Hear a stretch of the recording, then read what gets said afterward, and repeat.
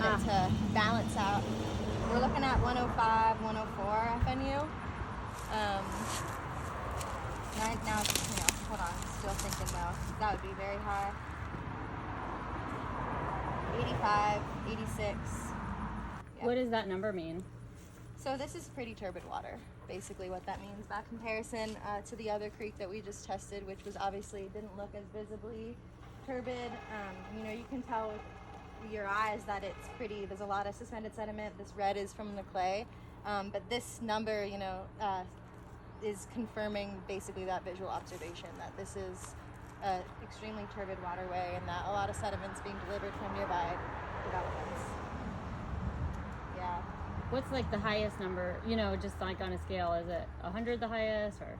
There really isn't like a highest. The highest that I've seen has been like in the 80s, but I've only been, on this job for 4 months, so this is pretty high.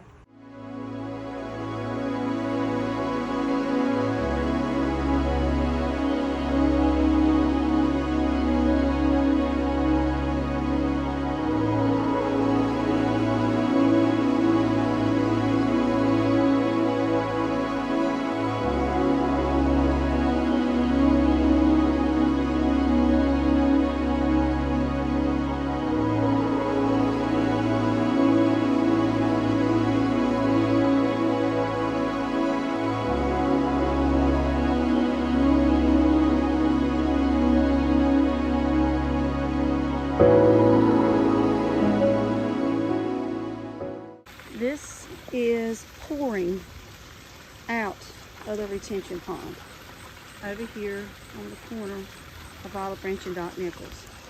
Flowing right down the side of this embankment, right down a short distance to Lick Creek. I'll walk up the hill and get a few pictures of this retention pond. I wore my boots today. Trying to get some pictures. This is a septic system that is flowing out. But here is the big retention pond for this McAdams development. You can see where on Friday I can show you pictures. It was completely empty. Today it's full, completely full and overflowing, which is why it is pouring out of the drain right into the creek bed.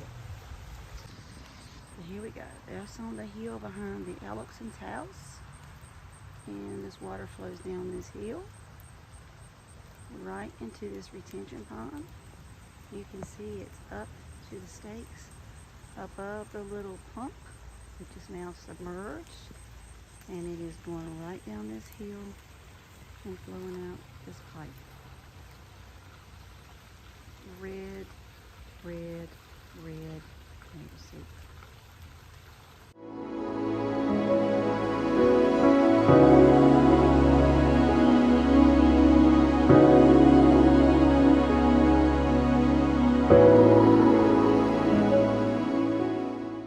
Here's the very red, rich tomato soup.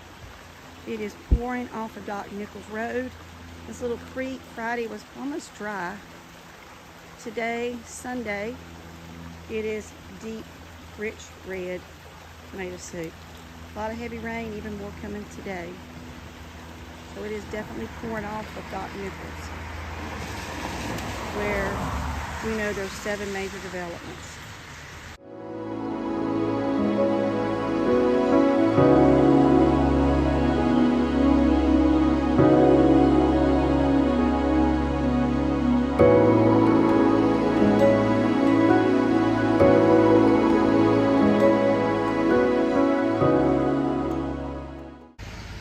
Okay, I'm on South View Road, and streams of water here as it makes its way very close to Falls Lake.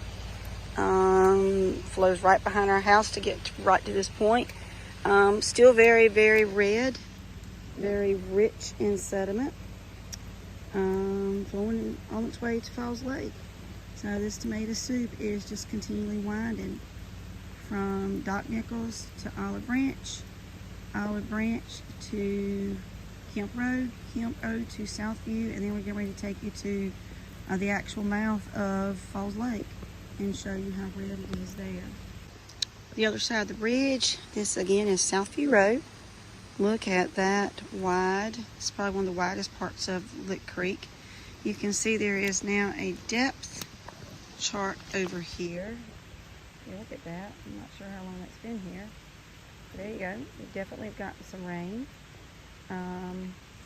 Looks like we're between almost 6 foot of water right there. You zoom in. There's not quite 7 or 8 foot. So there's your 6 foot. It's got a branch so you can hardly see. But you can see it's very, very full of sediment. Again, this is on Southview Road at the bridge, July the 10th. All right, I want you to see this. This is some cool science to me. Here is what looks like normal mud. This is mud on this little creek on Southview Bridge on July the 10th. Look at this color mud. Now I'm going to pan over and then look at this color. Deep red versus this color. This is coming from more up from Wake Forest Highway. They merge into one on the other side of the bridge, which I'm going to show you. But look at the difference. This is the part that's coming from Doc Nichols, Olive Branch. What color difference? Wow. This is my coolest science video. Look at that. Where those two creeks on the other side I just showed you meet, look at how they fuse together. A density difference will keep them from immediately mixing. The river water on the left is more like your typical mud. Water on the right is bright red. That is the red coming off of the sites of Doc Nichols Olive Branch. That is some super cool science, if I must say so myself. Look at where the two mix. That shows you the difference in the two waters.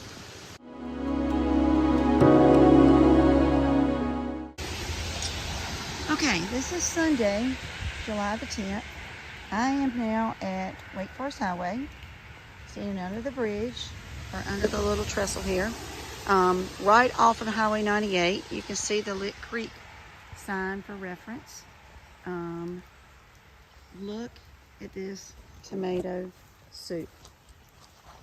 I came down here near the edge so you could see it up close. I'm going to zoom in so you can see. A lot of debris because it's a pretty heavy rain the last day or so. You can really see how much has washed. This is the mouth of Falls Lake. Just a very short distance around this little bend and you would be at Falls Lake. Lots and lots and lots of sediment. Lots.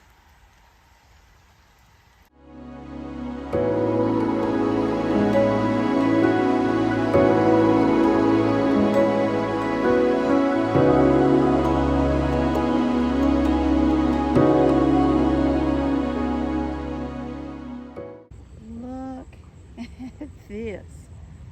This is Findle Farm. Oh my gosh. Oh gosh.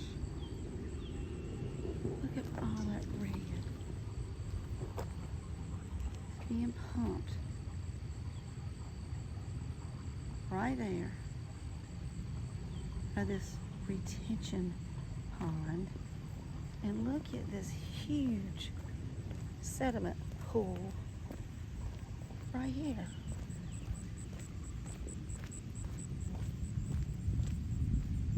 Oh my gosh. You can see where it has been above the culvert. Look at all the trash that's washed down here.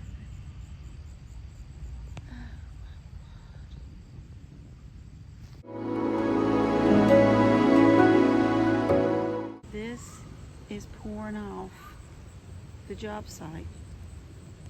This is Findle Farm. And this pours right here.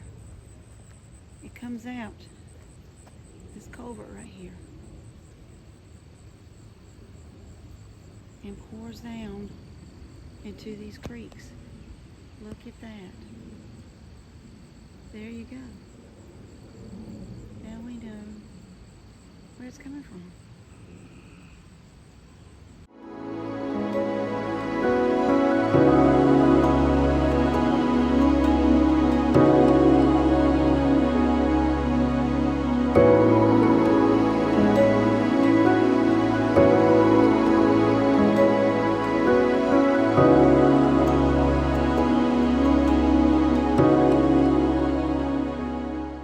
So we're getting a really high reading. The last time I was here, the creek was just last week before the heavy rains, and the creek looked pretty muddy, but definitely not this muddy.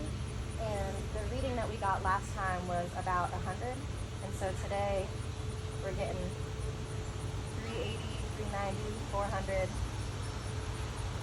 about in there. And it's not ever going to stay the same because the water's flowing. So it's just doing an active gradient once in a while. That's really high. That was really high, Pam. I thought I heard you say 300 to 400.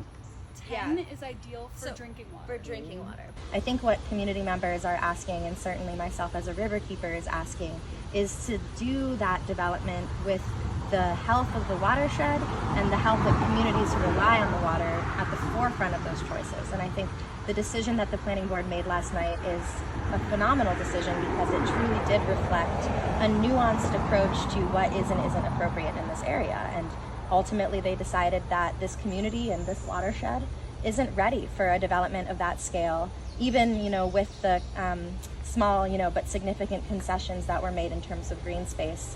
When you are proposing a 280 acre development in an area that this is the water, we have to stop and